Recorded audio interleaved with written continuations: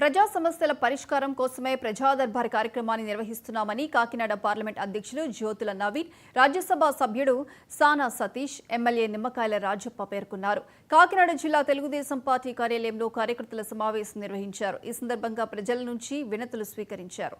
గత ప్రభుత్వం కనీస వసతులను కల్పించడంలో కూడా విఫలమైందని విమర్శించారు. గాంధీజీ కలలుగన్న గ్రామ స్వరాజ్య స్థాపనకు అనుగుణంగా కూటమి ప్రభుత్వం పాలన సాగిస్తుందన్నారు. కాకుండా సమస్య పరిష్కారం దిశగానే ప్రతి కాన్స్టిట్యున్సీలో ప్రతి ఎమ్మెల్యే ప్రతి బుధవారం నాడు కాన్స్టిట్యున్సీ గ్రీవెన్సెస్ చేస్తున్నారు. కానీ దీన్ని కొద్దిగా స్పీడ్ చేయడం కోసం ఇవాళ ఈ కార్యక్రమం చేయడం జరిగింది. నా వంతు కూడా పార్లమెంట్లో కానీ జిల్లాలో కానీ ఏమైనా నాకు జిల్లా మీద ఉన్న అవగాహన, నేను ఇక్కడ పుట్టి ఇక్కడ పెరిగి ఇక్కడే ఉద్యోగం చేసి ఉన్నాను. తర్వాత ఇక్కడ స్నేహితులు, ఇక్కడ ప్రజలతో నాకు సత్సంబంధాలు ఉన్నాయి కాబట్టి ప్రతి ఊళ్ళోనూ నాకు విషయాలు తెలుసు. అంచేత నేను పర్సనల్గా ఇన్వాల్వ్ అవ్వడం వీటి మీద ప్రతి సంవత్సరం కూడా నా ఉద్దేశంతో ఇవాళ రావడం జరిగింది.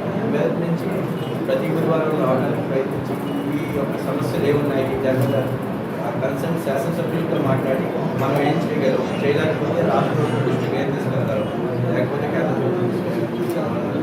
ఆలోచిస్తాం. అలాగే రాజకీయ పరిస్థితులు డిఫరెంట్గా ఉన్నాయి. మనం ఎన్డీఏ గవర్నమెంట్లో ఉన్నాం.